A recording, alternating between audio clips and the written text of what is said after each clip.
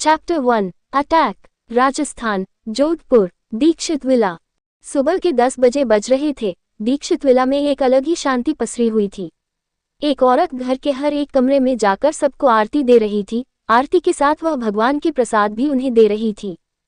चलते हुए वह एक कमरे के बाहर दरवाजे पर दस्तक देती है। दस्तक देते हुए वह औरत अंदर आवाज देती है, हीर। उनके 3-4 बार आवाज देने पर भी अंदर से कोई आवाज नहीं आती और न ही दरवाजा खुलता है। काफी देर तक वह आवाज देती रहती है। एकदम से ही दरवाजा खुल जाता है और एक खूबसूरत सी लड़की कमरे से बाहर आती है। उसे देखकर ऐसा लग रहा था जैसे वह अब भी सोई हुई हो। उसकी आंखें अब तक बंद थी। वह नींद से भरी हुई अलसाए आवाज में कहती है, क्या माँ, आप मुझे इतनी सुबह सुबह क्यों उठा देती है? उसके पास खड़ी उसकी माँ हिमांशी दीक्षित उसे भौहें चढ़ाकर देखती है। हिमांशी हीर से कहती है, मैडम साहिबा, 10 बजे बज चुके हैं। सुबह होकर कब का पार हो चुका है और महारानी आपकी यहाँ तो आंखें ही नहीं खुल रही। हीर अपने मुंह को बिगाड़ लेती है। वैसे तो वह हमेशा ही लेट उठती है, उसके उठने का कोई समय नहीं था। हीर उबासी लेते हुए कहती है, 10 बजे भी तो सुबह ही होती है माँ। इतना बोलकर वह आरती लेने के लिए अपने हाथ बढ़ाती है, पर वह आरती ले पाती उससे पहले हिमांशी उन्हें रोक लेती है। हिमांशी आरती की थाली को पीछे कर लेती है। हिमांशी हीर को घूरते हुए कहती है, पहले फ्रेश हो जाए, मैं नीचे आपका इंतजार कर रही हूँ। हीर मुंह बनाते हुए ठीक है कहकर अंदर चली जाती है। हिमांशी हीर को देखते हुए खुद से बड़बड़ाती है, ये लड़की दिन ब दिन आलसी होती जा रही है, कुछ करना पड़ेगा इसका। हिमांशी अब अपनी बेटी के बारे में बोलते बोलते नीचे की ओर चली जाती है। माँ हमेशा ही अपने बच्चों का शिकायत करती ही रहती है, चाहे कोई जितना भी अच्छा हो। पर यह भी था कि माँ अपने बच्चों की तारीफ भी उसी तरह से किया करती है। हिमांशी नीचे जाती है तो उसकी नज़र डाइनिंग टेबल के सामने खड़ा होकर नाश्ता कर रहे अपने बेटे पर पड़ती है। उन्हें देखते ही हिमांशी कहती है, अभय, आराम से बैठकर खाए ना, आपके नाश्ते को कोई छीन कर नहीं ले जा रहा। बोलते हुए वह उनके पास आ चुकी थी। अभय अपनी माँ की गाल खींचते हुए कहता है, अभी 5 मिनट में एक मीटिंग है मेरी। माँ, अभय की हमेशा से एक आदत थी और वह ये था कि वह अपनी माँ के गाल को हमेशा ही खींचा करता। अभय खाने के बाद जल्दी से निकल जाता है। उसके जाने के कुछ देर बाद सीढ़ियों से पायल की आवाज आती है। इस वक्त हीर और हिमांशी सोफे पर बैठे हुए बात कर रहे थे।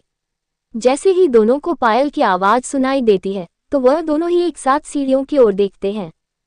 सामने सीढ़ियों से एक लड़की उतरकर आ रही थी। उसके लंबे बाल कमर से नीचे तक लहरा रहे थे। आगे उसके छोटे छोटे बाल थे जो उसके गाल को छू रहे थे। उसका गोरा चेहरा बिल्कुल बेदाग सा था, उसमें कोई भी दाग नहीं थे।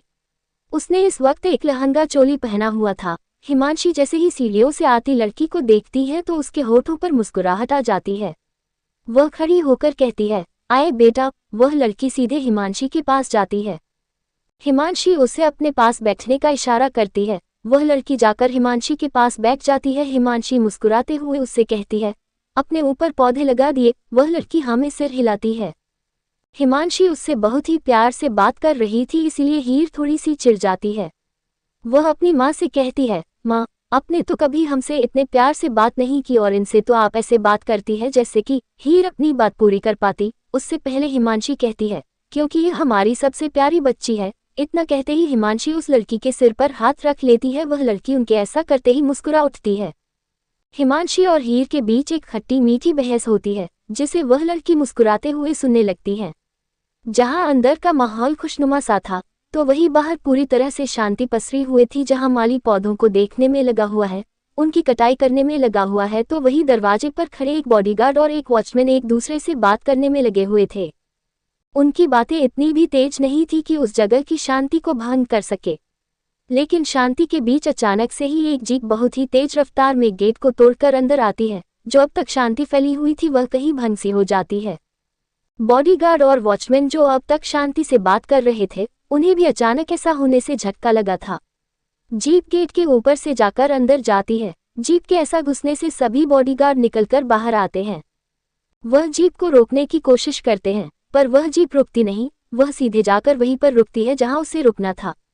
सभी बॉडीगार्ड उसके चारों ओर खड़े हो जाते हैं। वह सब जीप को ड्राइव कर रहे इंसान को ही देख रहे थे। जीप में बैठा लड़का बहुत ही शांत था। देखने से तो ऐसा लग रहा था कि यह तूफान के आने से पहले की शांति हो। वह लड़का जीप से अपना पैर निकालकर पैर रखने वाले जगह पर अपना पैर रखता है। उसने एक ब्लैक जीन्स, ब्लैक शर्ट और एक ब्लैक जैकेट पहनी थी। उसकी आंखों में गॉगल लगा हुआ था। देखने से तो वह बहुत ही स्मार्ट, एरोगेंट और हीरो जैसा लग रहा था। उसकी एंट्री भी बिल्कुल किसी हीरो की तरह ही हुई थी।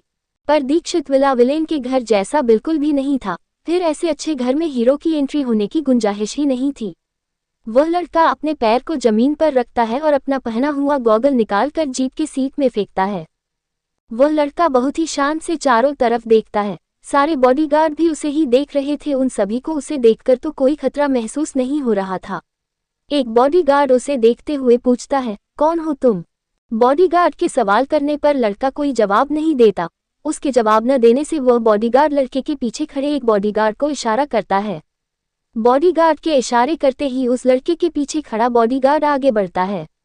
वह आगे बढ़कर उस लड़के के कंधे पर हाथ रखता है। उसके हाथ रखते ही उस लड़के के सिर की नस तन जाती है, जिससे साफ पता चल रहा था कि वह बहुत ही गुस्से में है। क्यों है वो तो किसी को पता नहीं। वह लड़का अचानक ही घूमकर उस बॉडीगार्ड को एक लात मारता है। उसके ऐसा करते ही सारे बॉडीगार्ड चौकन्ने हो जाते हैं।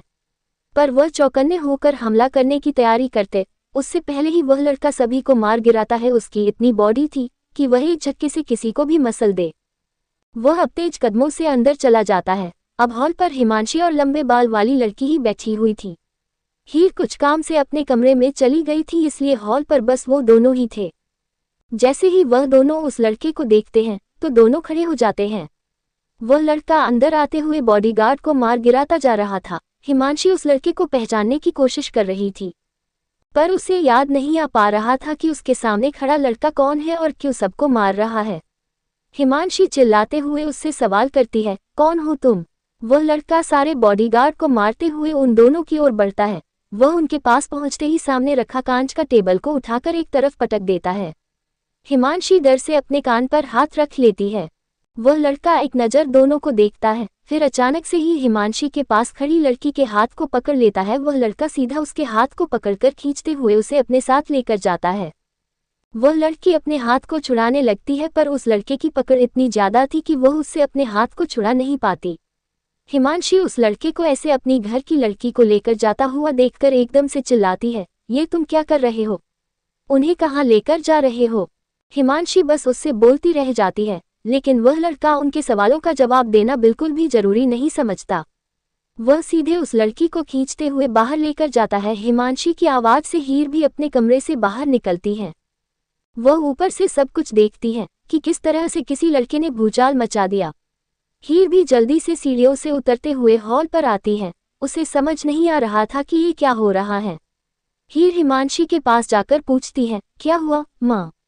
वो कौन है? हिमांशी खुद बहुत परेशान थी। वह परेशान होकर जवाब देती है, पता नहीं कौन है। हीर कंफ्यूज्ड हो जाती है। हिमांशी अब उसके पीछे चली जाती है तो वही हीर भी अब उनके पीछे जाती है। जब तक वह दोनों बाहर पहुंचते हैं तब तक वह लड़का जबरदस्ती लड़की को जीप पर बैठ चुका था। उसने जीप पर उसके हाथ को हथकड़ी से बांध दिया था, जिससे वह लड़की चाहकर भी जीप से नीचे नहीं उतर पा रही थी। वह लड़की नाकाम कोशिश कर रही थी पर उससे बिल्कुल भी नहीं हो पा रहा था, इसीलिए वह उम्मीद भरी नजरों से ही हिमांशी और हीर को देखती है, ये सोचकर कि वह दोनों उसे उस लड़के के चंगुल से छुड़ा लेंगे। लेकिन ऐसा बिल्कुल भी नहीं होता। हिमांशी और हीर दोनों दौड़ते हुए उसके पास आने की कोशिश तो करते हैं, लेकिन तब तक उस लड़के ने जीप स्टॉप करके आगे भी बढ़ा दी थी। हिमांशी और हीर जीप के पीछे जाती है, पर वह कुछ कर नहीं पाती। वह इतनी तेजी से दौड़ नहीं पाते थे। वह जीप वहां से निकलने की कगार पर ही थी कि तभी अभय की कार उसके सामने आकर रुक जाती है। वह लड़का एकदम से अपनी जीप रोकता है। उसके अचानक जीप रोकने से उस लड़की को झटका लगता है और उसके सिर पर हल्की सी चोट लग जाती है। अभय कार से बाहर निकलता है। उसे इन सब की बिल्कुल भी खबर नहीं थी। वह तो अपना एक फाइल लेने के लिए आया था, लेकिन उसे क्या पता था कि यहाँ ऐसा कुछ हो रहा होगा। अभय की नज़र सबसे पहले तो जीप पर बैठी लड़की पर पड़ती है, जिसके चेहरे को देखकर ही लग रहा था कि वह कितनी ज्यादा डरी हुई है। अभय की नज़र अब ड्राइविंग सीट पर बैठे लड़के पर जाती है, जिसकी आंखों में देखकर ऐसा लग रहा था जैसे गुस्से से उसका खून उबल रहा हो। सामने जीप पर बैठे लड़के को देखकर अभय के मुंह से एकाएक निकलता है, अस्तित्व दीवान। आखिर कौन है यह अस्तित्व दीवान? क्यों किया उसने दीक्षित विला पर हमला? और कौन थी वह लड़की जिसे अस्तित्व जबरदस्ती अपने साथ उठाकर ले जा रहा है? क्या करने वाला है अस्तित्व उसके साथ? जानने के लिए बने रहिए मेरी कहानी साथ। CH2 forced marriage. अस्तित्व दीवान शहर के सबसे बड़े खानदान दीवान परिवार का छोटा बेटा है जो किसी के भी गलती को माफ नहीं करता, सजाए मौत देने की काबिलियत रखता था। अस्तित्व अगर किसी की सुनता था तो वह बस उसकी दादी है। वह अपनी दादी के अलावा कभी किसी की ना ही सुनता है और ना ही समझता है। अगर अस्तित्व को कोई रोक सकता था तो वह बस उसकी दादी थी। शहर में सभी लोग अस्तित्व की दादी की बहुत ही ज्यादा इज्जत करते थे। जहां उनकी दादी बुरे के साथ बुरा व्यवहार करती है तो वही अच्छा के साथ अच्छा व्यवहार करती है। अस्तित्व का भी नेचर कुछ ऐसा ही था, वह अच्छे के साथ अच्छा है तो वही बुरे के साथ बहुत बुरा। गलती करने वालों को वह बिना सजा दिए कभी नहीं छोड़ता। अभय अपने सामने अस्तित्व को देखकर हैरान था। उसे बिल्कुल भी समझ नहीं आ रहा था कि अस्तित्व यहाँ क्यों आया है। अभय अस्तित्व के पास बैठी लड़की को देखता है। वह लड़की बहुत ही ज्यादा डरी हुई थी और अभय को उम्मीद भरी नजरों से देख रही थी। अभय जैसे ही उस लड़की को लाचारी से देखता हुआ पाता है तो उसे गुस्सा चढ़ जाता है। वह जोर से चिल्लाते हुए अपने बॉडीगार्ड को बुलाता है। बॉडीगार्ड तो मार खाए जमीन पर पड़े हुए थे लेकिन कुछ उठ चुके थे। अभय की आवाज सुनते ही वह सब अस्तित्व पर हमला करने लगे। अस्तित्व गाड़ी में बैठा हुआ ही लात मारते हुए सबको गिरा रहा था। अभय जब ये देखता है तो वह खुद अब गुस्से से उसकी ओर बढ़ने लगता है।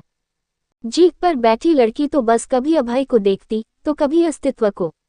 अभय अस्तित्व के पास पहुंचते ही उसे खींचकर गाड़ी से निकालता है। अस्तित्व जमीन पर गिर जाता है। अभय को इतना तो समझ आ चुका था कि अस्तित्व उस लड़की को उठाकर ले जा रहा है, पर क्यों ये किसी को नहीं पता। हिमांशी और हीर भी दौड़ते हुए उनकी ओर आ रहे थे लेकिन हिमांशी जैसे ही जीप पर लगी निशान को देखती है तो उसके कदम वही ठहर जाते हैं। हिमांशी की आंखें एकदम से डर से फैल जाती हैं। हिमांशी अभय को देखती है जो अस्तित्व के हाथों अब मार खा रहा था। वह कभी अस्तित्व को मारता तो कभी अस्तित्व अभय को मारता। जैसे ही अभय अस्तित्व पर हाथ उठाता तो हिमांशी अंदर तक डर जाती, क्योंकि अस्तित्व दीवान को छूना मतलब मौत के घाट उतरना। अस्तित्व से उसकी दादी बहुत प्यार करती थी। अस्तित्व को एक भी खरोच आती तो वह उस इंसान को जिंदा नहीं छोड़ती। जितना उसकी दादी का प्रकोप था उतना ही अस्तित्व का भी, लेकिन इसके बारे में अभय को जरा भी अंदाजा नहीं था। अभय अमेरिका से पढ़ाई करके कुछ दिन पहले ही आया था, इसलिए उसे जरा भी अंदाजा नहीं था कि अस्तित्व की यहाँ पावर क्या है। वो बस उसके नाम को जानता था। उसकी पावर से वह पूरी तरह से अनजान था। अस्तित्व अचानक से ही अभय को उठाकर नीचे पटक देता है। हिमांशी की डर से चीख निकल जाती है। अभय। अस्तित्व एक नज़र हिमांशी को देखता है, फिर अभय को छोड़कर फिर एक बार अपनी जीप में बैठ जाता है। उसके पास बैठी लड़की उसे अपने पास बैठा देखते ही डर से कांप जाती है। उसने ऐसी मारपीट कहीं नहीं देखी थी। अस्तित्व बिना उस लड़की को देखे अपनी जीप को स्टार्ट करता है। अस्तित्व अपनी जीप को अब बिना किसी प्रवाह के आगे बढ़ा देता है। अभय की कार अब तक सामने खड़ी थी। अस्तित्व उस कार को बहुत जोर से टक्कर मारता है। कार को टक्कर मारता हुआ वह सीधे वहां से निकल जाता है। हिमांशी और हीर जल्दी से दौड़कर अभय के पास जाते हैं। अभय दर्द से नीचे तड़प रहा था। हिमांशी जल्दी से जमीन पर घुटनों के बल बैठ जाती है और अभय के सिर को उठाकर अपने गोद में रख लेती है। हिमांशी फिक्र भरी आवाज में अभय से कहती है, उन्होंने आपको इतने बुरी तरह से क्यों मारा? क्या आप उन्हें पहले से जानते हैं? अभय उस हालत में नहीं था कि वह कुछ बोल सके। उसे काफी ज्यादा दर्द हो रहा था। अभय बस अपना सिर नमे हिलाता है। हिमांशी परेशान होकर दरवाजे की ओर देखकर खुद से कहती है, फिर वो रांझना को लेकर क्यों गए? अस्तित्व जिस लड़की को लेकर गया था उस लड़की का नाम रांझना अग्रवाल था। रांझना काशी के एक छोटे से शहर से आई थी। वह लड़की यानी रांझना अभय की होने वाली पत्नी थी। उसकी शादी अभय के साथ एक हफ्ते में होने वाली थी। वह बस अभय के परिवार से मिलने आई थी, अभय से मिलने आई थी। लेकिन उसे क्या पता था कि उसे इस तरह कोई उठा कर ले जाएगा। हिमांशी के चेहरे पर रांझना के लिए फिक्र साफ साफ दिख रही थी। वह बहुत ज्यादा परेशान भी थी। हिमांशी धीरे से बड़बड़ाती है, आखिर एक बेजुबान लड़की से उनकी क्या दुश्मनी हो सकती है। बोलते हुए वह सोच में पड़ जाती है। वहीं दूसरी ओर अस्तित्व की जीप एक मंदिर के सामने जाकर रुकती है।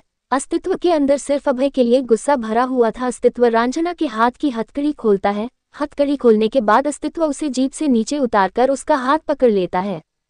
वह रांझना को अब वहां से खींचते हुए लेकर जाने लगता है। अस्तित्व के बॉडीगार्ड उस मंदिर में चारों तरफ घिरे हुए थे। रांझना बार बार अस्तित्व से खुद को छुड़ाना चाह रही थी, लेकिन उसकी कोशिश अस्तित्व की हिम्मत के आगे फीकी पड़ रही थी। रांझना चिल्लाना चाहती थी, चिल्ला चिल्ला कर वह लोगों को बुलाना चाहती थी, लेकिन वह चिल्ला भी तो नहीं सकती थी। वह बोल नहीं सकती थी, उसकी कोई आवाज नहीं थी जो मुंह से निकलकर लोगों तक पहुंच सके। मंदिर में आए लोग भी रंजना को देख रहे थे, उनका मन ये कर भी रहा होगा कि वह रंजना को बचाए, लेकिन अस्तित्व को देखकर उनके कदम पीछे होते जा रहे थे। किसी की भी हिम्मत नहीं थी कि अस्तित्व दीवान के आगे खड़ा होकर उसे रोक सके। अस्तित्व रंजना को लेकर मंदिर के अंदर जाता है और रंजना को मंडप पर जबरदस्ती बैठाकर पंडित जी से कहता है, पंडित जी, शादी की रस्में शुरू कीजिए। उसके इतना कहते ही पंडित जी बिना वक्त गवाए शादी की मंत्र बोलना शुरू करते हैं।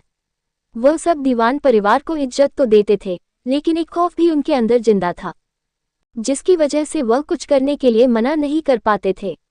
रंजना अब भी खुद को छुड़ाने की कोशिश कर रही थी, लेकिन बेचारी से बिल्कुल भी नहीं हो रहा था। अस्तित्व ने उसे बहुत ही टाइटली पकड़ा हुआ था। उसे तो रंजना के छुड़ाने पर भी कोई फर्क नहीं पड़ रहा था।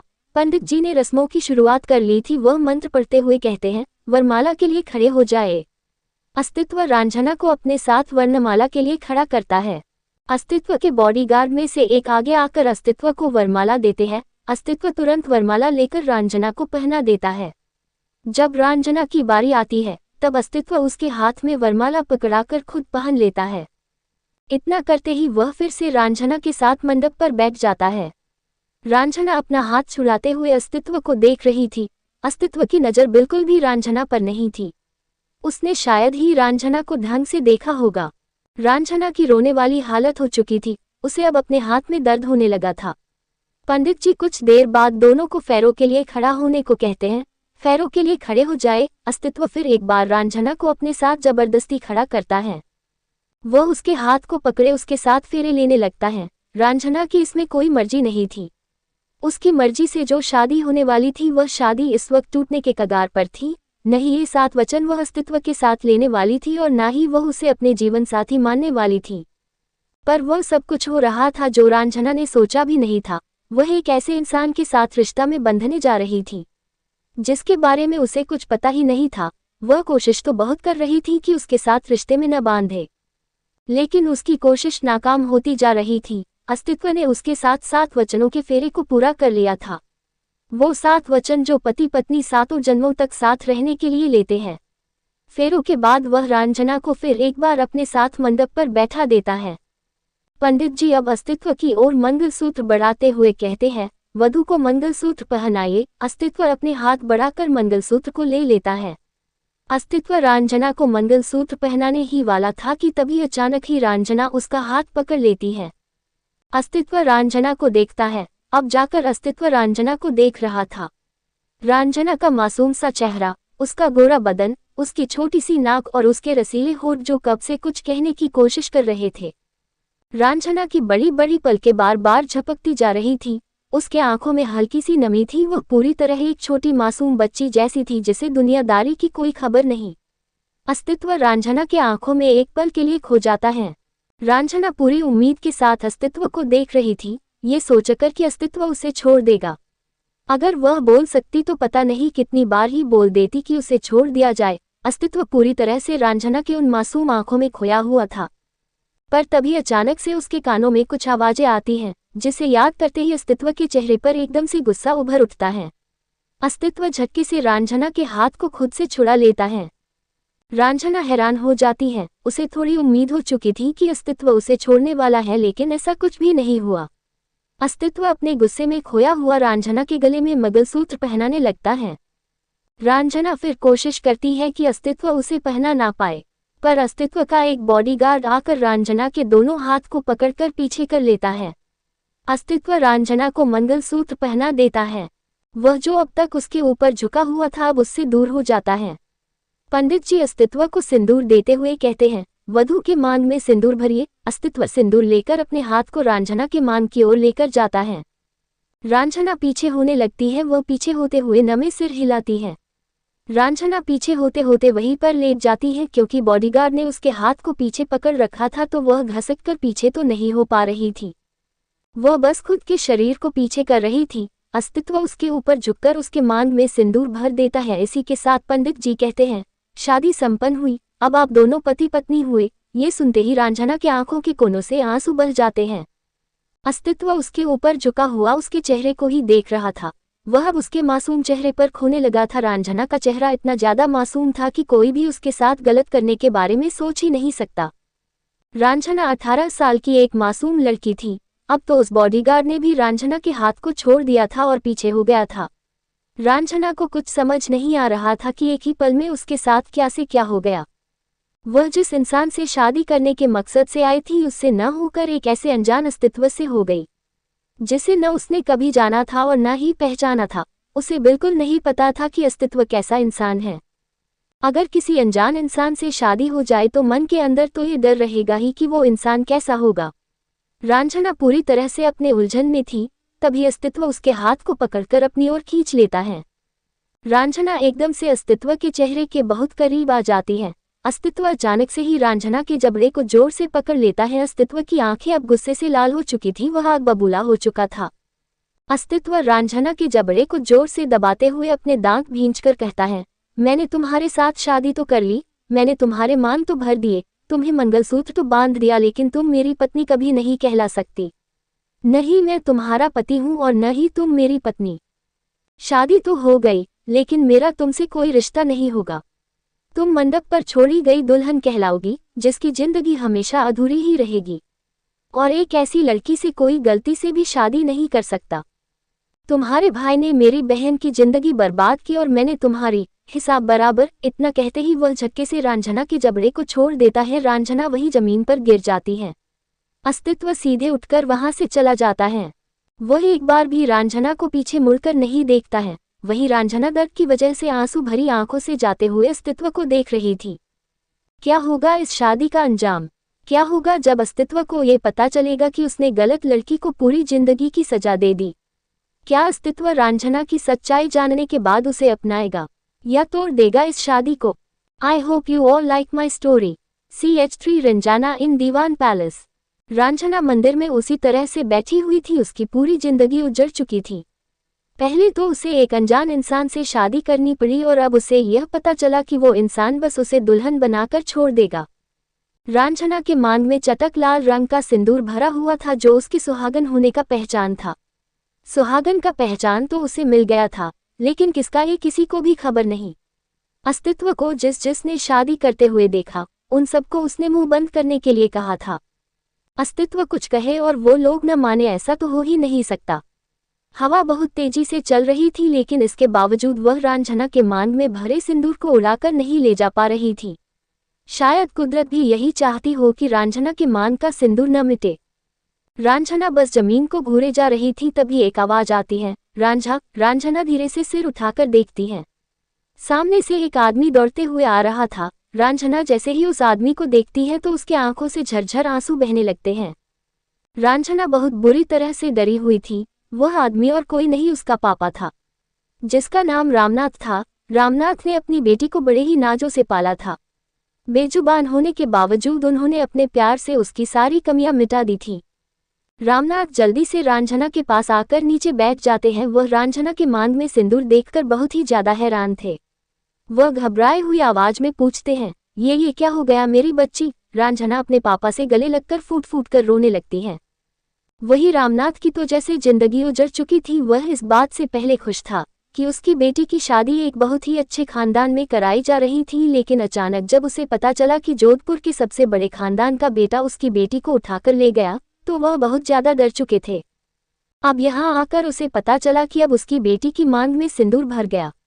अगर अब उसे किसी और से शादी करवाया गया फिर तो लोग बहुत बातें बनाएंगे और रांझना को बहुत ही ज्यादा बुरा भला कहेंगे।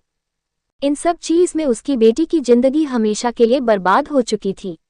अब वह कहीं भी शादी करवाने के लायक नहीं रही। रांझना अपने पापा के सीने से लगी हुई बस फूट फूट कर रोए जा रही थी। हिमांशी और हीर भी वहां पहुंच जाते हैं। अभय को बहुत चोट लगी थी, वह चल तक नहीं पा रहा था, इसलिए वो नहीं आया। हिमांशी और हीर जैसे ही रांझना के मांग में सिंदूर देखती है तो उनके भी होश उड़ जाते हैं। उनमें से किसी को भी अंदाजा नहीं था कि अस्तित्व रांझना से शादी कर लेगा। अस्तित्व ने रांझना से शादी क्यों की, ये तो सबके लिए सवाल बनकर रह गया था। रांझना बस यूं ही रोती रही। उसकी किस्मत में अब क्या लिखा था वह तो ईश्वर ही जानता था। रामनाथ अपनी बेटी को संभाले वही बैठे रहे। हिमांशी और हीर भी उनके साथ थीं। बहुत देर बाद रांझना नॉर्मल होती है, उसका रोना बंद हो जाता है। तीनों को ही जानना था कि आखिर बात क्या थी, जो अस्तित्व जैसे इंसान ने एक बेजुबान लड़की से शादी की, वो भी बिना जाने और बिना पहचाने। रांझना जब नॉर्मल हो जाती है तो रामनाथ उसके गाल पर हाथ रखे बहुत प्यार से पूछते हैं, क्या हुआ रांझा, ये कैसे हुआ और उन्होंने ऐसा क्यों किया। रांझना के शब्दों को बस उसके पापा ही समझ पाते थे और जो उसे जानते थे। रांझना अपने पापा को देखते हुए इशारे करने लगती है। वह बेजुबान लड़की बस इशारे से ही सब कुछ बता रही थी और रामनाथ को समझ भी आ रहा था। जैसे जैसे वह देख रहे थे उनके होश उड़ते जा रहे थे। रांझना सब कुछ बताने के बाद फिर से रोने लगती है। रामनाथ उसे अपने सीने से लगाते हैं और हीर की तरफ देखते हैं। हिमांशी परेशान होकर कहती है, क्या हुआ भाई साहब, क्या कहा रांझना ने। रामनाथ कुछ देर तक तो चुप रहते हैं, फिर उन्हें देखते हुए कहते हैं, वो उन्हें गलतफहमी हो गई है। उन्हें रांझा से नहीं आपकी बेटी से शादी करनी थी, आपके बेटे से बदला लेने के लिए। उन्हें लगा कि रांझा अभय की बहन है। उन्होंने कहा कि आपके बेटे ने उनकी बहन की जिंदगी बर्बाद की, तो इसलिए वो भी आपकी बेटी की जिंदगी बर्बाद करना चाहते थे, लेकिन उन्होंने मेरी बेटी की जिंदगी बर्बाद कर दी। इतना बोलते हुए रामनाथ को तो अब रोने का मन कर रहा था, क्योंकि रांझना को उन्होंने जितने नाजों से पाला था, उसने कभी नहीं सोचा था कि उनकी बेटी की जिंदगी इस तरह से बर्बाद हो जाएगी। वहीं हिमांशी जब ये सुनती है कि अस्तित्व हीर को लेने के लिए आया था तो वह हीर को देखने लगती है। हीर भी थोड़ी डर गई थी। वह तो ये सोचकर ही डर रही थी, आज जिस जगह पर रांझना है आज वह उस जगह पर होती। हिमांशी को इस बात से तो राहत मिली कि हीर के साथ ऐसा कुछ नहीं हुआ, लेकिन उन्हें रांझना के लिए बुरा लग रहा था। हिमांशी रामनाथ से कहती है, भाई साहब आप रांझना को लेकर दीवान पैलेस जाए। जहां तक हमें पता है दामिनी जी अच्छी है, वो किसी के साथ गलत नहीं होने देती। रामनाथ यह सुनकर हिमांशी को देखने लगते हैं। हिमांशी फिर से कहती है, हम चाहे तो अब भी रांझना को अपनी बहू बना सकते हैं, लेकिन ईश्वर के आगे हम कैसे बोल सकते हैं। ईश्वर जो करते हैं अच्छे के लिए करते हैं, वैसे भी इसमें रांझना की तो कोई गलती भी नहीं थी। रामनाथ अब सिर झुका लेते हैं। इतने बड़े लोगों से वह कैसे मिले उन्हें समझ ही नहीं आ रहा था, लेकिन अपनी बेटी के इंसाफ के लिए वो कुछ भी कर सकते थे। रामनाथ फिर से अपनी बेटी को देखते हैं। अगर उन्होंने कुछ नहीं किया तो लोग यही बातें बनाएंगे कि जरूर रांझना ने ही कुछ किया होगा, इसलिए शादी होकर भी उसका पति उसके साथ नहीं है। रामनाथ बहुत ज्यादा बेबस हो चुके थे। वह अपनी बेटी को पूरी जिंदगी ऐसे नहीं देख सकते थे। हिमांशी के कहने के मुताबिक रामनाथ अपनी फूल जैसी बच्ची को लेकर दीवान पैलेस लेकर जाते हैं। पैलेस के दरवाजे पर ही बॉडीगार्ड की फौज खड़े थे। शाम का वक्त था, या यूं कहे कि रात होने ही वाली थी। रामनाथ दरवाजे पर खड़े होते हैं। वह उस घर को बाहर से देख पा रहे थे। घर बहुत ही ज्यादा खूबसूरत था। बाहर से दिखने में इतना खूबसूरत था तो अंदर से तो किसी स्वर्ग की तरह ही होगा। रामनाथ बॉडीगार्ड को देखकर एक पल के लिए रुक जाते हैं। उन्हें बॉडीगार्ड से बात करने में हिचकिचाहट हो रही थी, पर अपनी बेटी के खातिर उन्हें हिम्मत मिलती है। वह दरवाजे को पकड़कर कहते हैं, सुनिए, हमें यहाँ की बड़ी मालकिन से मिलना है। गार्ड जैसे ही रामनाथ की आवाज सुनते हैं तो वह पहले तो दोनों को ऊपर से नीचे तक देखते हैं। रांझना अब तक उसी तरह से थी जैसे वह पहले थी। उसकी नजरें झुकी हुई थी। गार्ड एकदम से पूछते हैं, क्या काम है। रामनाथ बताने से पहले एक पल के लिए रुक गए, क्योंकि वह अपनी बेटी का तमाशा नहीं बनवाना चाहते थे। रामनाथ कहते हैं, एक जरूरी काम है, प्लीज हमें अंदर जाने दीजिए। गार्ड फिर एक बार दोनों को देखते हैं, फिर कहते हैं, कल आइए, इस वक्त बड़ी मालकिन किसी से नहीं मिलती। रामनाथ कोशिश करते हुए फिर से कहते हैं, एक बार पूछकर देखिए ना, हमें बहुत जरूरी काम है। गार्ड थोड़ी तेज आवाज में कहता है, मैंने कहा ना कि मालकिन इस वक्त किसी से नहीं मिलती, समझ नहीं आता। चुपचाप जाओ और कल आना। रामनाथ ने अपनी पूरी जिंदगी में खुद का ईमानदारी से कमाया, कभी भी किसी ने उनसे ऊंची आवाज में बात नहीं की। भले वह गरीब थे लेकिन वह बहुत अच्छे इंसान थे। गार्ड के ऐसे चिल्लाने से रांझना को बिल्कुल अच्छा नहीं लगता है। वह अपने पापा के हाथ को पकड़कर उसे ले जाने की कोशिश करने लगती है। रामनाथ उसे समझाते हुए कहते हैं, रांझा रुक जाए। रांझना तुरंत पीछे मुड़ती है और अपने पापा को इशारे में कहती है कि उसे कोई इंसाफ नहीं चाहिए। वह पूरी जिंदगी ऐसे ही रह लेगी, लेकिन वह अपने पापा को ऐसे बेइज्जत होते हुए नहीं देख सकती। रांझना इशारे से सब कुछ बोलती है और इसी दौरान उसके आंखों में आंसू आ जाते हैं। गार्ड ने जिस तरह से उनके पापा पर चिल्लाया रांझना के दिल में जाकर लगी थी। रामनाथ रांझना के आंसू को पोंछते हुए कहते हैं, ठीक है, हम यहाँ से चलते हैं, लेकिन रांझा आप जिस तरह से मेरी बेइज्जती नहीं सह सकती, वैसे ही मैं आपके खिलाफ कुछ भी नहीं सुन सकता। अगर लोगों ने आप पर बहुत गलत इल्जाम लगाए तो मैं मर जाऊंगा। रांझना तुरंत रामनाथ के मुंह में हाथ रख लेती है। वह आंसू बहाते हुए नमे सिर हिलाती है। रामनाथ उसके हाथ को हटाकर कहते हैं, चलिए हम वहां बैठते हैं। इतना बोलते ही रामनाथ रांझना को लेकर एक पेड़ के पास बैठ जाता है। रांझना फिर से अपने पापा के सीने से लग जाती है। धीरे धीरे रात होने लगती है। जैसे जैसे रात होती है ठंड थोड़ी बढ़ने लगती है और मच्छर दोनों को काटने लगते हैं, लेकिन रामनाथ पूरी कोशिश करते हैं कि रांझना को मच्छर न काट पाए। वह एक रुमाल निकालकर मच्छरों को भगाने लगते हैं। रांझना ठंड की वजह से सिकुड़ रही थी। गार्ड की नज़र जब दोनों पर पड़ती है तो उन्हें भी दोनों पर तरस आ जाता है। वह देख पा रहे थे वहां मच्छरों की कितने झुंड थे। रामनाथ के तो हाथ, पैर और चेहरे पर मच्छर बैठे हुए थे। ऐसा लग रहा था जैसे आज तो वह मच्छर उनका सारा खून चूस लेंगे। गार्ड भी तो एक गरीब इंसान ही था, उसे उन दोनों पर बहुत तरस आता है। इसलिए वह उस बड़े से महल स्वरूप दीवान पैलेस के अंदर जाते हैं। एक बड़े से हॉल जिसमें 20-30 कमरे आराम से अच सकते थे। गार्ड वहां जाते हैं तो देखते हैं पूरा परिवार वहां मौजूद था। गार्ड जाकर दामिनी जी के पास सिर झुकाकर खड़ा हो जाता है। दामिनी जी का ऑरा तो कठोर ही था, लेकिन वह जब नॉर्मल रहते थे तो बहुत मीठी आवाज में बात करते थे। दामिनी गार्ड को देखते हुए पूछते हैं, जी कहिए। गार्ड उसी तरह सिर झुकाए कहता है, बड़ी मालकिन, आपसे कोई मिलने आए हैं, कह रहे हैं बहुत जरूरी काम है। हमने कल आने को कहा तो वह सामने एक पेड़ के पास बैठ गए। हमें लगता है शायद बहुत जरूरी काम होगा। आपकी इजाजत हो तो हम उन्हें बुला ले। दामिनी कुछ पल सोचती है फिर कहती है, ठीक है जाए, उन्हें यहाँ लेकर आइए। दामिनी के कहते ही गार्ड वहां से चला जाता है। वह सीधे रामनाथ और रांझना के पास जाता है। रांझना ठंड से ठिठुर रही थी। रामनाथ पूरी कोशिश कर रहे थे कि रांझना को ठंड न लगे। वह गार्ड उनके पास जाकर कहता है, आइए आप दोनों, बड़ी मालकिन ने मिलने के लिए हाँ कह दिया है। जैसे ही रामनाथ ये सुनते हैं तो पहले तो वह ऊपर देखते हुए प्रणाम करते हैं। वह ईश्वर को धन्यवाद कह रहे थे। रामनाथ रांझना को साथ लेकर उस पैलेस पर कदम रखते हैं। वह गार्ड उन्हें लेकर जा रहा था। रांझना ने अपने पापा का हाथ पकड़ा हुआ था और वह सिर झुकाए चल रही थी। गार्ड उन्हें हॉल में लेकर जाता है। वह दोनों को ले जाकर दामिनी जी के पास खड़ा करता है और दामिनी जी से कहता है, बड़ी मालकिन यही है वो लोग। दामिनी उस गार्ड से कहती है, ठीक है आप जाए। गार्ड वहां से चला जाता है। दामिनी अब रामनाथ और रांझना को देखती है। दोनों की हालत बहुत खराब सी थी। जहां रामनाथ के चेहरे पर हल्का डर है तो वहीं रांझना के चेहरे पर बस दर्द है। उसके सूखे हुए आंसू तक दिख रहे थे। दामिनी दोनों को देखते हुए कहती है, जी हाँ कहिए। रामनाथ की हिम्मत तो नहीं हो रही थी इतने बड़े इंसान के सामने ये कहने की कि उनके बेटे ने गलती की है, पर इस वक्त रामनाथ को सिर्फ अपनी बेटी की फिक्र थी। रामनाथ बहुत हिम्मत करके कहते हैं, मेरा नाम रामनाथ है और ये मेरी बेटी रांझना है। हम काशी से आए थे शादी करने के लिए। हमारी बेटी की शादी अभय दीक्षित से होने वाली थी, लेकिन आज सुबह ही आपके पोते ने हमारी बेटी से जबरदस्ती शादी कर ली। जैसे ही यह पूरा परिवार सुनता है तो सबकी नज़र रांझना पर चली जाती है। तो वही दामिनी के एकदम से ही फेस एक्सप्रेशन बदल जाते हैं। तो आखिर क्या होगा रांझना के साथ? क्या दीवान परिवार रांझना को अपनाएगा या कर देंगे दोनों को पैलेस से बाहर? क्या दामिनी अपने पोते की गलती को स्वीकारेगी? आगे जानने के लिए बने रहिए इस कहानी के साथ। आई hope you all like my story. CH4 रंजाना दीवान। दामिनी की नज़र भी रांझना पर थी। रांझना के मांग में भरा हुआ सिंदूर उसके सुहागन होने को दर्शा रही थी, लेकिन दामिनी ऐसे ही किसी पर विश्वास नहीं कर सकती थी। वह बहुत गौर से दोनों को देखती है, फिर बहुत शांत आवाज में कहती है, आपको पता है आप क्या कह रहे हैं? उद्धरण चिन्ह अल्पविराम। उनके आवाज में थोड़ी सख्ती थी जो किसी को भी डराने के लिए काफी थी।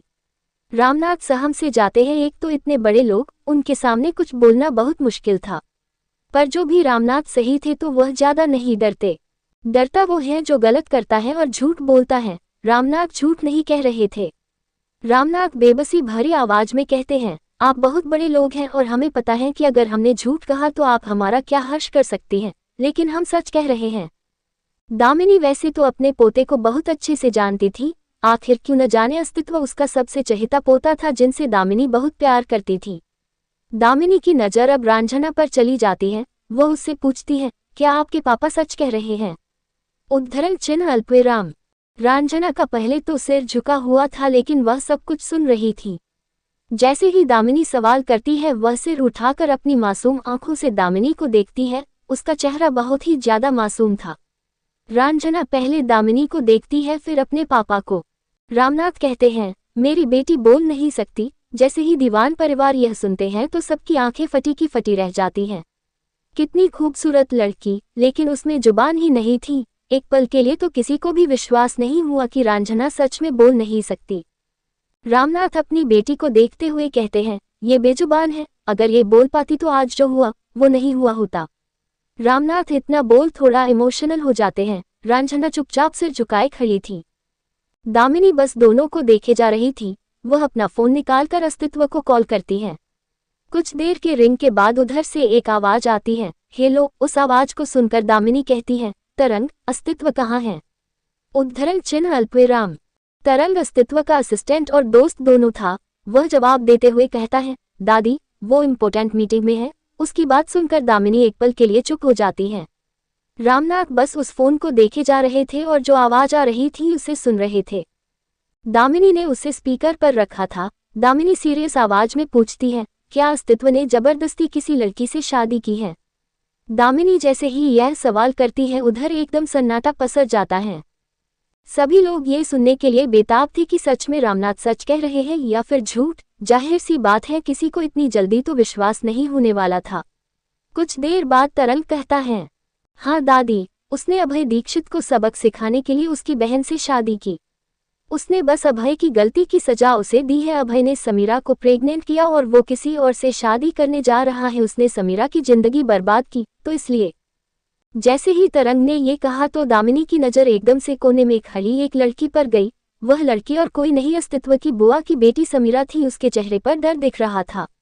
दामिनी बहुत बुरी तरह से उसे घूर रही थी, जैसे वह अभी उसकी जान ले ले। समीरा की तो डर से हालत खराब हो चुकी थी, वह कांप रही थी। दामिनी कुछ सोचकर उससे नजरें हटाती है, फिर तरंग को थोड़ी सख्ती है, कहती है, सजा देने से पहले आपने एक बार भी ये पता लगाने की कोशिश की कि आप जिसे सजा दे रहे हैं वो है कौन? उद्धरण चिन्ह अल्पविराम। तरंग कंफ्यूज्ड हो जाता है। वह कंफ्यूज्ड होकर पूछता है, क्या मतलब दादी? दामिनी कहती है, अस्तित्व ने जिस लड़की से जबरदस्ती शादी की वो अभय की बहन नहीं है, वो अभय की होने वाली पत्नी है। तरंग जब ये सुनता है तो उसे बहुत बड़ा झटका लगता है। तरंग हड़बड़ाते हुए कहता है, क्या ये कैसे हो सकता है? दामिनी बहुत सीरियस होकर कहती है, अब गलती की है तो सजा तो मिलनी है। अस्तित्व को बता देना, अब से ये लड़की उसकी वाइफ है और हमारे घर की सबसे छोटी बहू। इतना बोल दामिनी तुरंत कॉल कट करती है। अब उसे तरंग से कोई बात नहीं करनी थी। दामिनी फोन को साइड में रखती है और रांझना को देखते हुए बहुत प्यार से बुलाती है, बेटा इधर आइए। रांझना फिर से अपने पापा को देखती है। उसके पापा उसे जाने का इशारा करते हैं। रांझना धीरे कदमों से दामिनी के पास जाती है। दामिनी उसे बैठने का इशारा करते हुए कहती है, बैठिए। रांझना कुछ पल सोफे को देखती है जो बहुत ही ज्यादा कीमती लग रही थी।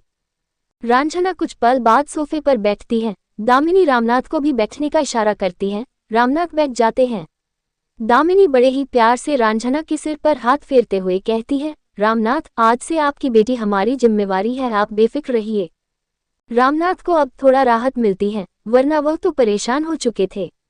दामिनी अब एक औरत की ओर देखती है और उससे कहती है, सुपर्णा, इन्हें हमारी बहू की तरह तैयार करके लाइए। सुपर्णा अस्तित्व की माँ थी, वह स्वभाव की बहुत अच्छी थी। सुपर्णा रांझना को लेकर एक कमरे में जाती है। रांझना तो बस सिर झुकाकर चल रही थी। उसे ये सब कुछ बहुत ज्यादा अजीब लग रहा था। सुपर्णा कबड से एक प्यारी सी बनारसी साड़ी निकालकर देते हुए कहती है, ये लीजिए, ये साड़ी पहन लीजिए। रांझना बस साड़ी को देखती जा रही थी। वह अब दरवाजे की ओर देखती है जैसे किसी को खोज रही हो। सुपर्णा को समझ नहीं आ रहा था कि आखिर रांझना साड़ी क्यों नहीं ले रही है। वह कुछ सोचते हुए कहती है, क्या आपको साड़ी पहनना नहीं आता? रांझना तुरंत सुपर्णा को देखती है और हाँ में सिर हिलाती है। रांझना के इशारे को देखकर एकदम से ही सुपर्णा के होठों पर मुस्कुराहट आ जाती है। सुपर्णा मुस्कुराते हुए कहती है, आइए मैं आपको पहना देती हूँ। सुपर्णा को रांझना से कोई प्रॉब्लम नहीं थी, बल्कि उसे तो इस बात का बुरा लग रहा था कि रांझना बोल नहीं सकती और उसके बेटे ने उसके साथ जबरदस्ती कर दी। सुपर्णा रांझना को साड़ी पहनाती है, वह उससे बात करते हुए पहना रही थी। रांझना हाँ और न में सिर हिला रही थी। रांझना को सुपर्णा के साथ बहुत ही अपनापन सा फील होता है। सुपर्णा उसके पल्लू को बनाकर अच्छे से पिन करती है और फिर उसके सामने आकर रांझना के चेहरे को देखकर मुस्कुराते हुए कहती है, कितनी प्यारी लग रही है आप, किसी की नजर न लगे आपको। इतना कहते हुए वह रांझना के गाल को छूती है। रांझना तो बस सुपर्णा को देखती रह जाती है। कुछ देर बाद सुपर्णा रांझना को लेकर बाहर आती है। जैसे ही रामनाथ की नज़र अपनी बेटी पर पड़ती है तो वह उठकर खड़े हो जाते हैं। रांझना ने लाल रंग की बनारसी साड़ी पहनी थी और उसमें सोने के धागे से डिज़ाइन बना हुआ था, वह रियल गोल्ड थी। सुपर्णा ने रांझना को चूड़ियां और ज्वेलरी भी पहनाई थी। रांझना बिल्कुल एक नई दुल्हन की तरह लग रही थी। जब रामनाथ अपनी बच्ची को इस तरह से देखते हैं तो उनकी आंखें नम हो जाती हैं। सुपर्णा रांझना को दामिनी के पास ले जाती है। दामिनी उसे अपने पास बैठाकर उसके हाथ में कंगन पहनाते हुए कहती है, ये कंगन दीवान परिवार की निशानी है। दुनिया में आप कहीं भी चली जाए, इस कंगन को देखकर आपको कोई छू तक नहीं सकता। दीवान का सिर्फ जोधपुर में नहीं, पूरी दुनिया में एक अलग ही नाम था। रांझना उस कंगन को देखती है, फिर दामिनी को देखती है। दामिनी रांझना के गाल पर हाथ रखे मुस्कुराते हुए कहती है, आपका हमारे घर में स्वागत है रांझना दीवान। रामनाथ जल्दी से दामिनी को हाथ जोड़कर कहता है, हमारी बातों को समझने के लिए आपका बहुत बहुत धन्यवाद। हम बस अंतिम गुजारिश करना चाहेंगे कि हमारी बेटी से अगर कोई गलती हो जाए तो प्लीज़ आप उन्हें माफ़ कर देना। मेरी बच्ची कुछ नहीं जानती, उसे दुनियादारी की कोई समझ नहीं। रामनाथ इमोशनल हो चुके थे। रांझना अपने पापा को देखकर खुद भी इमोशनल हो रही थी। दामिनी कहती है, आप फिक्र मत कीजिए, हम इनका बहुत अच्छे से ध्यान रखेंगे। रामनाथ रांझना को एकटक देखते हैं। वह उसे देखते हुए कहते हैं, रांझा कोई भी कुछ कहे तो सबकी बात मानना। अब मैं चलता हूँ। रांझना ने जब ये सुना कि उसके पापा उसे छोड़कर जा रहे हैं तो वह तुरंत दौड़कर उसके पास जाती है और उसके गले लग जाती है। रामनाथ उसके सिर को सहलाते हुए कहते हैं, अपना ख्याल रखना मेरी बच्ची। रांझना सिर उठाकर नमे सिर हिलाती है। वह रामनाथ को जाने के लिए मना कर रही थी, लेकिन रामनाथ यहाँ रुकना नहीं चाहते थे। रामनाथ रांझना के माथे को चूमकर कहते हैं, मुझे जाना होगा, आप यहाँ रहिए, आज से यही आपका परिवार है। रांझना एक नज़र पूरे दीवान परिवार को देखती है, फिर नमे सिर हिलाते हुए इशारे करने लगती है, मुझे सिर्फ आप चाहिए, मुझे छोड़कर मत जाए। रामनाथ बहुत देर तक रांझना को समझाते हैं। रांझना की तो बस आंखों से आंसू आ रहे थे। दामिनी रामनाथ को रुकने के लिए कहती है पर रामनाथ मना करते हैं, क्योंकि काशी में उन्होंने जो गाय, बकरी और बहुत से पशु पाल रखे थे उन्हें देखने वाला कोई नहीं था। आज भी वह काशी से इसलिए आए क्योंकि उन्हें रांझना के बारे में खबर मिली। रांझना अभय के घर में भी अपनी मर्जी से नहीं रह रही थी, वो तो अपने पापा की वजह से ही वहां पर थी। रामनाथ काफी देर बाद आखिरकार चले ही जाते हैं। वहीं रांझना रामनाथ को बस अपनी आंसू भरी आंखों से देखती ही रह जाती है। वहीं दूसरी तरफ बेंगलोर में मीटिंग रूम में अस्तित्व बैठा हुआ था। उसके आसपास बहुत सारे नेता बैठे हुए थे। अस्तित्व प्रेसिडेंट था और वह बेंगलोर में ही रहता था। वह कुछ दिन के लिए वहां कुछ काम से गया था। अस्तित्व जब से जोधपुर से आया था वह मीटिंग में ही बिजी था। उसका चेहरा बहुत ही सीरियस था और वह सबकी बातों को सुन रहा था। एकदम से ही वह कहता है, ओके, जो भी इन्फॉर्मेशन मिले मुझे इन्फॉर्म कर देना। इतना बोलते ही वह उठता है। उसके उठते ही मीटिंग में उपस्थित सभी लोग उठ जाते हैं। अस्तित्व बिना किसी को देखे वहां से निकल जाता है। दरवाजे के बाहर ही तरंग खड़ा था।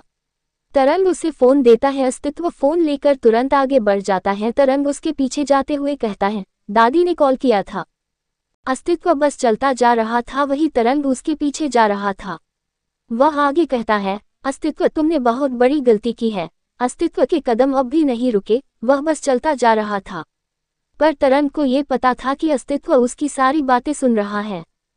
तरंग एकदम से कहता है, तुमने जिसे अभय की बहन समझकर जबरदस्ती शादी की, वो अभय की बहन नहीं है। अस्तित्व जैसे ही यह सुनता है तो उसके कदम एकदम से ठहर जाते हैं। उसके कदम रुकते ही तरंग भी रुक जाता है। वह कहता है, वो लड़की अभय से शादी करने के लिए आई थी। दादी तुम्हारी गलती से बहुत नाराज हैं। उन्होंने कहा है कि अब वो लड़की तुम्हारी पत्नी है और तुम्हें उसे अपनाना ही होगा। अस्तित्व पीछे पलटकर तरंग को देखता है। उसके फेस एक्सप्रेशन बहुत ही कठोर थे। क्या अस्तित्व अपनी दादी के कहने पर रांझना को अपनाएगा? क्या रांझना एक अनजान अस्तित्व के साथ रह पाएगी? कैसा होगा इन दोनों का रिश्ता? I hope you all like my story. CH5 introduced Diwan family. अस्तित्व के चेहरे पर कठोर एक्सप्रेशन थे। वह तरंग को ही देख रहा था। तरंग जब उसे ऐसा देखता हुआ पाता है तो वह खुद थोड़ा सहम जाता है। भले ही अस्तित्व उसका दोस्त था, लेकिन तरंग को भी अस्तित्व से डर लगता था। अस्तित्व ठंडे लहजे में कहता है, कल की मीटिंग की तैयारी हो गई? तरंग कंफ्यूज्ड होकर अस्तित्व को देखता है। तरंग ने उसे क्या कहा और अस्तित्व क्या जवाब दे रहा है? अस्तित्व फिर से कहता है, अगर हो गई है तो मुझे उसकी सारी डिटेल्स 5 मिनट में चाहिए। इतना बोलते ही अस्तित्व आगे बढ़ जाता है। तरंग वही खड़ा एक पल के लिए उसे देखता रह जाता है। अस्तित्व बिना मुड़े कहता है, सिर्फ 5 मिनट कहा है मैंने। तरंग एकदम से ही सेंस में आ जाता है। वह जल्दी से अस्तित्व के पीछे जाता है। अस्तित्व कार के पास पहुंचता है। उसके आगे पीछे बहुत सारे बॉडीगार्ड थे। मीडिया की भीड़ भी वहां इकट्ठा हुई थी। आखिर भीड़ इकट्ठा क्यों न हो, अस्तित्व प्रेसिडेंट था लेकिन आज तक उसने मीडिया को फेस नहीं किया। वह मीडिया के किसी भी सवाल का जवाब देना जरूरी नहीं समझता था। वह बस अपना काम बहुत ही बखूबी निभाता था। उसकी काफी तारीफ की जाती थी। अस्तित्व को प्रेसिडेंट बने हुए अभी सिर्फ 1 साल ही हुए थे। अस्तित्व सीधे कार में बैठता है। आगे तरंग भी बैठ जाता है। उसके बैठते ही कार स्टार्ट होती है और वहां से पल भर में चली जाती है। वहीं दूसरी ओर रांझना एक ऐसे घर में थी जहां वह किसी को नहीं जानती थी। सब उसके लिए बिल्कुल अनजान थे। ऊपर से उनका परिवार बहुत ही बड़ा था। दामिनी रांझना से कहती है, रांझना, अब जब आप हमारे घर की सदस्य बन ही गई हैं तो आपको सबके बारे में पता होना चाहिए। रांझना पहले दामिनी को देखती है, फिर उनके बड़े से परिवार को। दामिनी एक आदमी और औरत की ओर इशारा करते हुए कहती है, वो मेरे बड़े बेटे सहस्य हैं और उनकी पत्नी सुनंदा। सुनंदा मुस्कुराते हुए कहती है, हाय रांझना। रांझना को समझ नहीं आता कि वह क्या कहे। दामिनी आगे उनके बच्चों से मिलाते हुए कहती है, ये उनका बड़ा बेटा सिद्धांश और उनका छोटा बेटा शिवांश। सिद्धांश तो बस हल्का सा मुस्कुराता है तो वही शिवांश जल्दी से चहकते हुए कहता है, हाय भाभी। दामिनी शिवांश को एक नज़र घूरती है और रांझना से कहती है, वैसे तो ये अस्तित्व से बड़े हैं लेकिन खुद को जबरदस्ती छोटा दिखाने की कोशिश करते हैं। शिवांश जैसे ही ये सुनता है तो उसके होठों पर जो मुस्कुराहट थी वह एकदम से गायब हो जाती है। वह मुंह बनाकर कहता है, इतना भी बड़ा नहीं हूँ, बस 1 महीने ही तो बड़ा हूँ। दामिनी उसे घूरते हुए कहती है, 1 महीने में पूरे 30 दिन होते हैं, 730 घंटे होते हैं, 43,804 मिनट होते हैं और 2,628 सेकंड होते हैं। दामिनी की कैलकुलेशन सुनकर तो शिवांश का सिर ही चकरा जाता है। शिवांश कहता है, मुझे क्या पता था, मैं मैथ में वैसे भी बहुत कमजोर हूँ। बोलते हुए शिवांश का छोटा सा मुंह बन जाता है। रांझना तो बस उसे देख रही थी। उसे देखकर रांझना को हंसी आ रही थी, लेकिन उसका मुंह उसे हंसने की इजाजत नहीं दे रही थी। दामिनी अब एक औरत की ओर इशारा करते हुए कहती है, ये मेरी बेटी है सरस्वती। सरस्वती बस रांझना को देख रही थी, वही रांझना भी सरस्वती को देख रही थी। दामिनी अब उसकी बेटी यानी समीरा की ओर दिखाते हुए उससे इंट्रोड्यूस करती है। समीरा ने तो डर से अपनी नजरें ही झुका रखी थी, वह गलती से भी सिर नहीं उठा रही थी। दामिनी अब उससे नजरें हटाए और रांझना को देखकर कहती है, आपको पता तो है न कि आपके पति का नाम क्या है। वैसे तो रांझना पहले नहीं जानती थी, पर अस्तित्व का बार बार नाम लेने की वजह से उसे पता चल चुका था कि उसका पति अस्तित्व है, जिसने उससे जबरदस्ती शादी की, जिसने उसे शादी करके छोड़ दिया। रांझना अपने शादी वाले वक्त को ही याद कर रही थी। तभी उसे दामिनी की आवाज फिर से सुनाई देती है, रांझना। रांझना होश में आती है। वह दामिनी को देखकर हाँ में सिर हिलाती है। दामिनी अब उससे कहती है, अस्तित्व। अस्तित्व दीवान नाम है आपके पति का और वो उनके माँ पापा हैं, सुपर्णा और सत्यन। रांझना उन दोनों को देखती है। वह सुपर्णा से तो मिल चुकी थी। सुपर्णा के होठों पर बड़ी सी स्माइल थी। रांझना तो सबके नाम अभी से भूलने लगी थी, क्योंकि उनका नाम इतना ज्यादा यूनिक था जो कभी उसने सुनी ही न हो।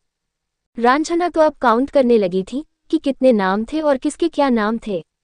वह बहुत कंफ्यूज्ड हो चुकी थी। दामिनी फिर से कहती है, ये मेरे सबसे छोटे बेटे हैं और अस्तित्व भी इस घर का सबसे छोटा बेटा है। उनका बड़ा भाई भी है जिनका नाम आस्तिक है। वो आज ही कहीं गए हैं, जब आएंगे तो हम उनसे भी आपको मिला देंगे। रांझना बिल्कुल चुप थी, वैसे भी वह बोल कहाँ पाती थी। दामिनी उसे ऐसा देखकर कहती है, सुपर्णा, रांझना को अस्तित्व के कमरे में लेकर जाइए। सुपर्णा आगे आकर रांझना को लेकर चली जाती है। उसके जाते ही दामिनी की सीधी नजरें समीरा पर जाती है। दामिनी के चेहरे पर बहुत कठोर एक्सप्रेशन आ गए थे। वह उठकर तेज आवाज में कहते हैं, समीरा, हमारे कमरे में आइए। समीरा एकदम से डर जाती है। दामिनी अपने कमरे की ओर बढ़ जाती है तो वहीं समीरा अपनी मां सरस्वती को एक नज़र देखती है। सरस्वती समीरा को गुस्से से देख रही थी। किसी के भी माँ बाप को जब ये पता चलेगा कि उसकी बेटी बिन शादी के प्रेग्नेंट है तो उन्हें गुस्सा तो आएगा ही। समीरा अपनी नजरें झुकाती है और दामिनी के कमरे की ओर चली जाती है। वहीं ऊपर सुपर्णा रांझना को अस्तित्व के कमरे में लेकर गई थी। अस्तित्व के कमरे में मेडल का बाजार लगा हुआ था। बैग के ऊपर अस्तित्व की फोटो दीवार से चिपकी हुई थी, जिसमें वह ब्लैक कलर के शर्ट में था और उसके आंखों में गॉगल थे। वो बंदा इतना स्मार्ट था कि बस उसे देखते ही जी ललचा जाए। रांझना बिना पलके झपकाए उसे देख रही थी। जिस वक्त उसने अस्तित्व को देखा था तब वह गुस्से में था और मारपीट कर रहा था। रांझना तो उस वक्त उसे इतने गौर से देख ही नहीं पाई थी, लेकिन तस्वीर में देखकर तो वह उसे ही देखती रह गई। सुपर्णा जब देखती है कि रांझना अस्तित्व को ही देख रही है तो उनके होठों पर एकदम से ही मुस्कुराहट आ जाती है। सुपर्णा मुस्कुराते हुए कहती है, रांझना, ये अस्तित्व का कमरा है और आज से आपका भी। Coat comma. रांझना उसके बातों को सुनकर होश में आती है और उन्हें देखती है।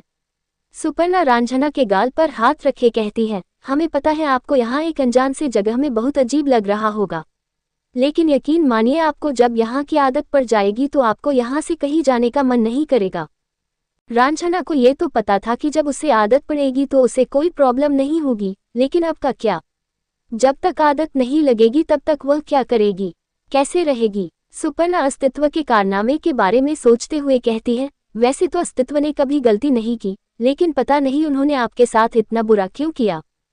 सुपर्णा का चेहरा उदास सा हो जाता है। जिस तरह से उसने अपने बच्चे को सीख दी थी वो सीख किसी के साथ गलत करने के लिए नहीं थी। रांझना जब सुपर्णा को उदास देखती है तो उसका हाथ छूती है। सुपर्णा उसे देखती है। रांझना उसे अपने हाथों से इशारे करने लगती है जो सुपर्णा को जरा भी समझ नहीं आता। सुपर्णा उससे कहती है, रांझना, माफ कीजिए लेकिन हमें आपकी कोई बात समझ नहीं आ रही। सुपर्णा जैसे ही यह कहती है, रांझना जो इशारे कर रही थी वह एकदम से चुप हो जाती है। वह अपने हाथ नीचे कर लेती है। उसे बहुत बुरा लगता है कि वह सुपर्णा को समझा नहीं पा रही है। रांझना उदासी से अपनी सिर झुका लेती है। सुपर्णा को रांझना को ऐसा देखकर बिल्कुल भी अच्छा नहीं लगता। वह समझ नहीं पाती कि वह रांझना की बात को कैसे समझे। सुपर्णा सोच ही रही थी तभी उसे कुछ सूझता है। वह जल्दी से ड्रॉ से एक डायरी लेकर आती है और एक पेन। सुपर्णा कहती है, रांझना आपको लिखना तो आता है न? रांझना सिर उठाती है और जल्दी से हाँ में सिर हिलाती है। सुपर्णा उसे डायरी और पेन देती है और कहती है, आप लिखकर बताइए। रांझना जल्दी से डायरी और पेन लेकर लिखने लगती है। सुपर्णा देख रही थी कि आखिर रांझना क्या लिख रही है। रांझना लिखने के बाद सुपर्णा को डायरी दिखाती है। सुपर्णा डायरी में लिखे शब्द को पढ़ती है, आपके बेटे ने जो किया इसमें आपकी या आपके परवरिश की कोई गलती नहीं है। ये देखते ही सुपर्णा इमोशनल होकर रांझना को देखती है। रांझना बहुत समझदार थी। रांझना फिर से उस डायरी में कुछ लिखती है और सुपर्णा को दिखाती है, आंटी आप उदास बिल्कुल अच्छी नहीं लगती। ये देखते ही सुपर्णा मुस्कुराती है। वह मुस्कुराते हुए कहती है, और आप मुझे आंटी मत कहिए, अस्तित्व मुझे माँ कहते हैं तो आप भी हमें माँ कहिए। रांझना हाँ के सिर हिलाती है। सुपर्णा कहती है, सिर हिलाने से नहीं होगा, कहना पड़ेगा। चलिए बोलिए। रांझना जल्दी से डायरी में माँ लिखती है और सुपर्णा को दिखाती है। सुपर्णा रांझना को अपने सीने से लगाती है और कहती है, बहुत अच्छे, और हम भी आपको आपके पापा जैसे रांझा कहेंगे, चलेगा ना? बोलते हुए वह रांझना से दूर होती है। रांझना हाँ में सिर हिलाती है। सुपर्णा मुस्कुराते हुए अब रांझना के चिन्ह को पकड़ती है और कहती है, आप आराम कीजिए, वैसे भी बहुत रात हो गई है। सुपर्णा कुछ देर तक रांझना को देखती है फिर वहां से चली जाती है। उनके जाते ही रांझना पूरे कमरे को देखती है। अस्तित्व का कमरा इतना बड़ा था कि रांझना जिस घर रहती थी उसका पूरा घर यहाँ आराम से अट जाता। कमरा बहुत ही ज्यादा खाली सा लग रहा था। रांझना कुछ देर तक तो वहीं खड़ी होकर कमरे को देखती रहती है, फिर जाकर बेड के नीचे बैठ जाती है। वह बैठकर कुछ पल तक शांत रहती है, फिर अचानक से वह रोने लगती है। रांझना रोते रोते वहीं जमीन पर लेट जाती है। वह आंखें बंद किए अब अपने पूरे दर्द को बाहर निकालने लगती है, जिसे कोई सुन नहीं सकता था और ना ही कोई समझ सकता था। वहीं दामिनी के कमरे में दामिनी बहुत बुरी तरह से समीरा को देख रही थी। उनके चेहरे पर गुस्सा साफ नजर आ रहा था। समीरा डरते हुए कहती है, नानी वो हमने अस्तित्व भाई से झूठ कहा था, हम प्रेग्नेंट नहीं हैं। एकदम से ही दामिनी की भौहें चढ़ जाती हैं। समीरा डर से कांप रही थी। वह उसे उसी तरह कांपते हुए कहती है, वो नानी, अभय मुझसे प्यार करते हैं और अपने पापा की वजह से वो मुझे छोड़ रहे थे और किसी और से शादी करने जा रहे थे, इसलिए हमें ये झूठ बोलना पड़ा कि हम प्रेग्नेंट हैं, ताकि अस्तित्व गुस्से में उन्हें सजा दे। जो अभय ने मेरे साथ किया उसे उस बात की सजा मिले, लेकिन मुझे नहीं पता था कि वह इससे आगे कुछ कहती। दामिनी जोर से चिल्लाती है, just shut up Samira. Samira का मुंह एकदम से बंद हो जाता है। दामिनी गुस्से से कहती है, आपके एक झूठ की वजह से एक बच्ची की जिंदगी बर्बाद होने वाली थी, और आपकी हिम्मत कैसे हुई अस्तित्व के प्यार को गलत तरीके से इस्तेमाल करने की। अस्तित्व आपसे प्यार करते हैं क्योंकि आप इस घर में इकलौती बहन हैं, पर इसका मतलब ये नहीं है कि आप अपने भाइयों का इस तरह से फायदा उठाएं। समीरा को अब खुद बुरा लग रहा था। उसने जो किया था वो गलत था, लेकिन उसने सोचा था अस्तित्व अभय के साथ कुछ करेगा। लेकिन यहाँ तो अस्तित्व ने उसकी बहन को बर्बाद करने का सोच लिया था। पर जो भी था, गलती तो समीरा की ही थी, उसे इतना बड़ा झूठ नहीं बोलना था। अब समीरा को बहुत ज्यादा बुरा लग रहा था। समीरा इस घर में इकलौती लड़की थी, इसलिए उसके सभी भाई उससे बहुत प्यार करते थे। जो चाहे वह उन सब भाइयों से करवा सकती थी, उसकी सारी इच्छा पूरी करते थे। समीरा के आंखों से अब आंसू बहने लगते हैं। वह कहती है, आई एम सॉरी नानी। दामिनी अपनी आंखें बंद करके गहरी सांस लेती है और सख्ती से कहती है, जाए अपने कमरे में, और आइंदा से ऐसा घटिया काम किया तो मुझसे बुरा कोई नहीं होगा।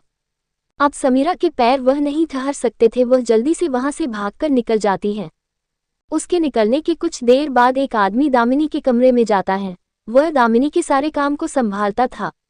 उस आदमी का नाम गिरी था। दामिनी अपनी आंख बंद किए कहती है, अस्तित्व वापस तो अब आएंगे नहीं, क्योंकि वहां उनका बहुत काम रहता है। जब तक रांझना उसके पास रहेगी नहीं, दोनों का रिश्ता मजबूत नहीं होगा। इसलिए कल रांझना को बेंगलोर ले जाने की सारी तैयारी कर दीजिए। याद रहे रांझना वहां सेफली पहुंचे, कोई दिक्कत न हो। गिरी सिर झुकाए कहते हैं, जी बड़ी मालकिन। दामिनी उसे जाने का इशारा करती है तो गिरी वहां से चले जाते हैं। दामिनी अपनी आंखें बंद किए कुछ सोच में डूब जाते हैं।